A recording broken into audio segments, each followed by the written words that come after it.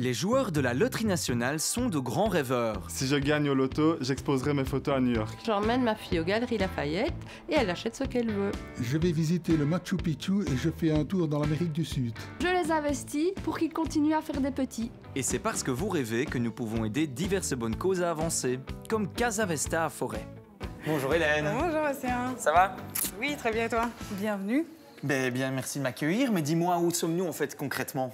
On est ici dans un bâtiment de Comuna. Le projet est en collaboration avec le SAMU Social et c'est un projet d'hébergement transitoire pour femmes uniquement, femmes seules et femmes avec enfants. L'idée c'est de, dans ce bâtiment, proposer un logement qui soit accessible à des personnes précarisées qui ont plus difficilement accès au logement à Bruxelles.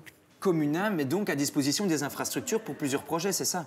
Oui, c'est ça. Ici, dans le bâtiment, on a différents pôles avec différents occupants. Et en fait, ce projet a pu être développé grâce au soutien de la Loterie nationale.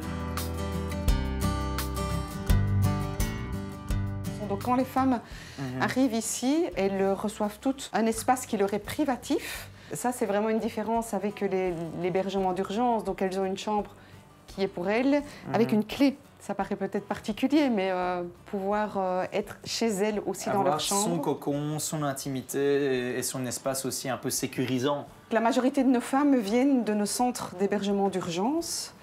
Alors, ce qu'elles ont vécu, la plupart ont vécu des violences conjugales et ou intrafamiliales. Il faut savoir que ce projet est un projet principalement autogéré. Donc, les femmes vivent entre elles. Il n'y a pas de travailleurs tous les jours dans nos casas. Quelle est ta motivation derrière ce projet, toi, Sophie? Parce qu'on sent que ça te tient vraiment à cœur. Là, je me dis que chacun a les capacités à rebondir et que chacun a des ressources qu'il peut exploiter. Et pour moi, c'est un honneur de mettre mes compétences au service du SAMU social sur ces questions. Eh bien, bonjour Mariana. Bonjour. Qu'est-ce que cet endroit, cette association, a fait comme différence pour toi, tu dirais?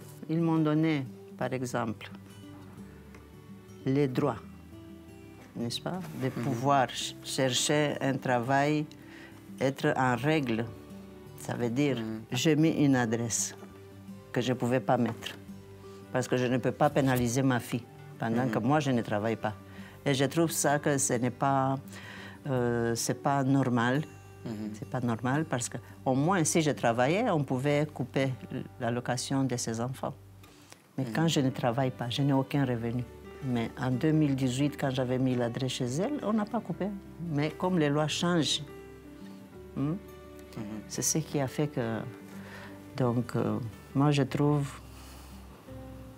le jour que je serai milliardaire, je ferai quelque chose comme ça pour aider les autres.